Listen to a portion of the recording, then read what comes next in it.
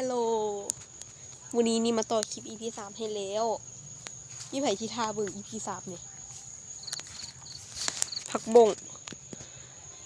งนี้ปลูกเองคือมันขึ้นหลายแฮงลืมบอกต้นสตรอเบอรี่มันอยากดกอยู่ไหน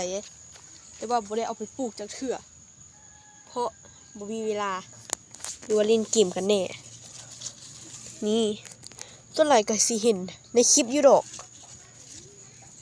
นี่อันนี้คือต้นที่1ต้นที่2 3 4แล้วก็5เดี๋ยวมาเบิ่งสุ่มนี่นะอยู่นี้หลายแฮงนี่มันสิโปกหักแล้วมันเก็บสิขึ้นอยู่นี่เลยอะ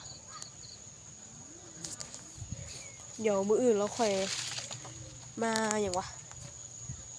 ส่วนเอื้อยมาตัดไปปลูกก็น่าสิเอากระถางมาไว้เรียนอยู่ดินี่เป็นบักเพชรใหญ่แล้วอันนี้ก็เอื้อยปลูกนี่เลยโคตรเขียว